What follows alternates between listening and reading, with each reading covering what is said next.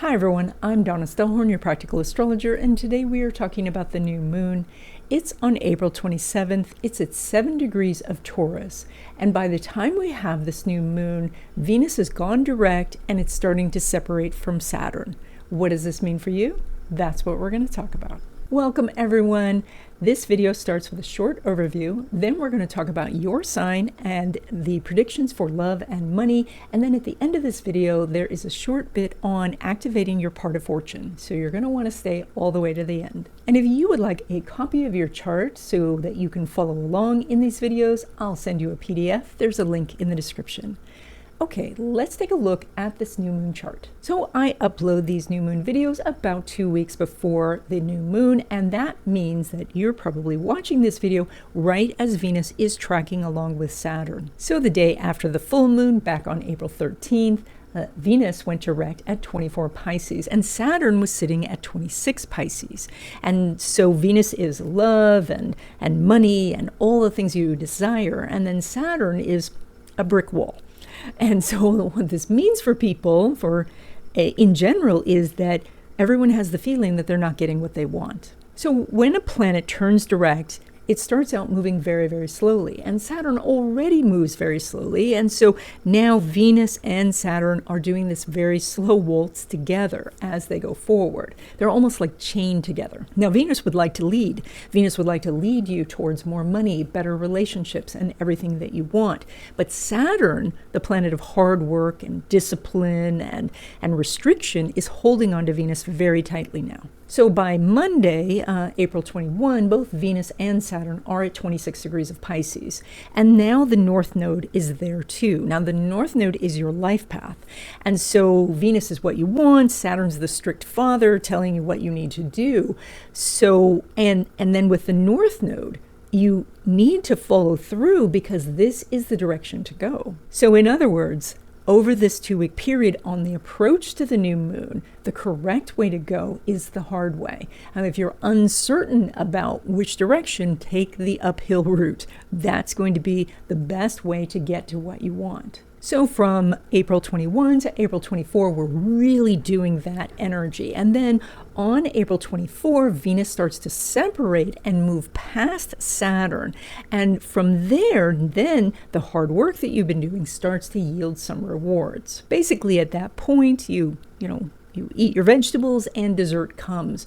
And then we're going to see Venus start to pick up some speed. So by April 27, Venus is a full degree separating from Saturn. And that means that they are becoming two separate entities, that the rewards are no longer tied to how hard you're working, how austere you are. And then by April 30, Venus is in Aries. And not only are Venus and Saturn separated, but at this point they're in different signs. And so now they really feel like there's some relief here. And so people basically all over the world are going to breathe this sigh of relief, especially those in the stock market. So because things feel a little easier. But don't be fooled. Venus is going to run smack dab into Neptune in Aries. And this is, such a desire for relief that people go overboard. And that is, the person who has one drink will have 10. The person who spends $10 may spend $500. The Venus-Neptune conjunction is like a scammer's dream because the scammer can promise anything and the person's ready to click. So you want to give Venus a few days, even though you may be feeling better, but give Venus a few days to get past Neptune and past that confusing energy. And then you can say, okay, now things will settle down, smoother waters are ahead, and we have this calmer month of May that we're going to enter into. So the bottom line here is that we're not going to really feel this energy of Taurus, which is about contentment and comfort and a steady paycheck. We don't really feel that until we get a few days into May. In this 2-week run-up to the new moon, be very aware that the best way to get what you want is to be disciplined, to be focused, to be working hard on a goal. And then as you do things, then you're going to start to see the rewards as Venus pops out and gets past both Saturn and Neptune. Okay, Aquarius, this new moon is lighting up the base of your chart, reminding you how important it is to have a solid foundation. Now, oftentimes we think of a foundation as having a steady job or having a lot of money in the bank, but a true foundation is your abilities, your experience, and the connections that you have, because other things can be quite transitory.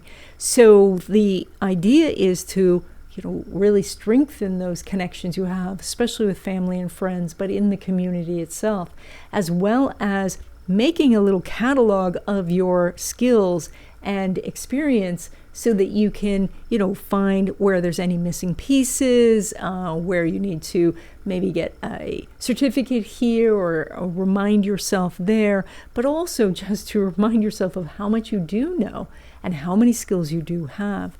Now, at the same time, we see Saturn and Venus in your house of money. This may have been restricting your money over this last couple of weeks. This energy is dissipating now, and I think you're going to find it a little easier to be making money. So, and that money that you've been waiting for is now starting to flow in. And if you would like to know more about what's ahead for you in 2025 and 2026, I do readings. There's a link in the description. Now, when it comes to love relationships, specifically new love, Mercury is making a semi-square with Uranus. Now, a semi-square is not the easiest of aspects, but Uranus is your planet ruler. And so having that energy of being a little bit quirky, a little bit off through the aspect is okay, because sometimes I think with Aquarius energy, when a relationship seems very safe and very comfortable, and I should say potential relationship, that you ignore it, that you want a little bit of excitement. You want someone who's a little bit different, maybe who even challenges you in some areas. Well, that's what you get with this energy. This is where you find someone who is both intriguing, but maybe a little bit irritating, or that they are this fascinating person, but they're a little bit out of reach. Maybe physically because they live at a distance, or because they're very busy and your schedules are not meshing.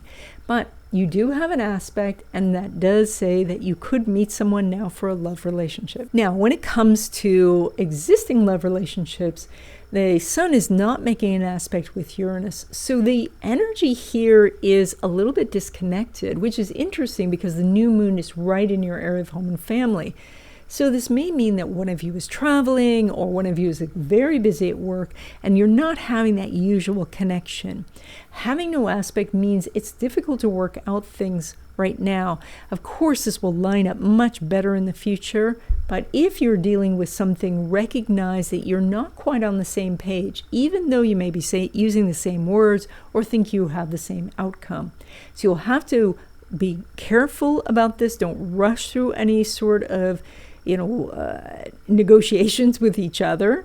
So to make sure, and if you're dealing with something external, make sure you're on the same page before going forward. Now, when it comes to your money, you pull money from Jupiter, as well as that Neptune, which is now in Aries, and Venus is heading towards it. So this is wonderful for having a vision about what it is that you want, being truly inspired, finding something that would both help yourself and help many people. All of that's good. The warning is that it can feel so good to find something that you're not necessarily vetting it. And that's where the Jupiter comes in. This is Jupiter in Gemini, in your house of risk-taking. Jupiter in Gemini wants to collect lots of information and really pore over it and see if it's right for you. So don't miss that step. This is very good energy for making more money and finding a great opportunity. But in this world today, especially, you have to vet it. You have to look through it. If it sounds too good to be true, don't touch it, not with this energy. Now, when it comes to money from business or from investments, Mercury's not making an aspect with Neptune, but they are in the same sign. So there is some harmony here. And what that can mean is someone is making a promise that they're going to pay their invoice, or that you see that your investments are rising, but it's not quite time to take profits. So this is more of a wait and see sort of energy. and that is just keep an eye on things. Don't let invoices get too old. But as you send reminders, people may say, oh, I can't quite pay yet, but I'll pay you soon. And Mercury is going to line up with that Neptune pretty soon, so you are going to have an opportunity for some good energy. But right now, it's just you see things at a distance and you see where you're heading, which is all good, but you're not quite there yet. Now, when it comes to money derived from career, so that would be a paycheck, Jupiter is in Gemini and now Neptune is in Aries. And these two, so they used to be, there was a hidden connection when Neptune was in Pisces, which is co-ruled by Jupiter. But now they're separate entities for the first time in a very long time. And so it may feel like you're out of sync at work.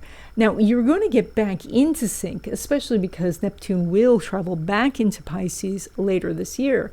So there is going to be some great opportunities.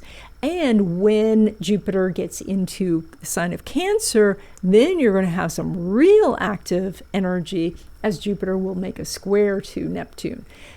But until then, recognize that this difference of how things feel is just a big shift in the energy, because you've been waiting a long time to get Neptune out of Pisces into Aries, where you can really work with the energy, but just not quite yet. This is the third section of this video, and I have a couple of announcements, and we're going to then talk about the part of fortune and activating that energy. Every month, I offer a free class by Zoom. It's called New Month Wishes. It is on the first day of the month at 12 p.m. Pacific time. The next one is on May 1st. And now there is a much easier way to register for this class, so there's a link in the description to register. In this class, we talk about the energies for the month, and then we write our wishes together, and then we energize these together. It's a really fun class. It is free, and so I hope you come. I also want to expand this channel and do more videos about astrology, feng shui, everything, all the different things. And so I have opened this up to memberships. So if you'd like to support me and support the channel, click the join button to find out more information. Now, the part of fortune on your chart is represented by a circle with an X in it. It's kind of like the treasure map X. And the part of fortune is actually a mathematical calculation between sun, moon, and ascendant. It is very helpful for people who don't know their birth time, because the part of fortune can be used as an alternate ascendant.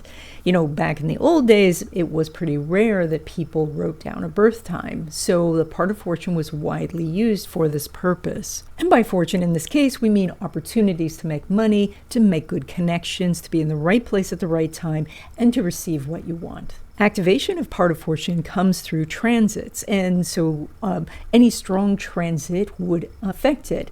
If you would consider maybe a transit from Mars, that would be, then activity would happen. So for an activation by transit, I would do 2 degrees on approach, 1 degree separating. So that means if your part of fortune is 10 degrees, when Mars gets to 8, then it is approaching by 2 degrees. And then when Mars gets past 11, it has separated by 1 degree. And so that would be 2 degrees on approach, 1 degree separating. And that's the time period where you would feel that energy. For a transit of Mars, that would be about a week. If you're interested in how Mars and other transits could affect your part of fortune, leave me a comment in the description and I'll do a video on it. You can also use different spiritual means to activate your part of fortune, specifically crystals. Crystals attract energy and they create a focus, and so they are very useful for connecting with this energy. So I have a little list here of different crystals that are associated with the different signs. These are not the only crystals you could use. So these are just common crystals that you probably have already that I recommend. There's a full list of these crystals in the description, but we'll go through them really quickly. And that is Aries is tiger's eye, Taurus is citrine, Gemini is adventurine, Cancer is moonstone, Leo is sunstone, Virgo is moss agate, Libra is turquoise, Scorpio is black tourmaline, Sagittarius is carnelian, Capricorn is green calcite, Aquarius is rutilated quartz, and Pisces is amethyst. Again, there is a full list of these in the description, and you do not have to use these particular crystals. These are just suggestions. So when you're working on money opportunities, when you are dealing with business matters, or anything where you want to make a deeper connection with someone or get some money, you want to have this crystal nearby. Maybe it's on your desk, maybe you are wearing it as a piece of jewelry, or perhaps you are holding it in your hand while you make these calls. But that helps you focus the energy and tells the universe that you are activating your part of fortune. If you don't know where your part of fortune is, I can send you a PDF of your chart. There's a link in the description. Just put the words part of fortune in the subject line. I also have a video about the part of fortune going through the houses. There's a link to that in the description. And that's it. I hope you enjoyed this video. Please subscribe if you haven't already. Check out the memberships. Subscribe to the newsletter. It's free, and I will see you in the next video.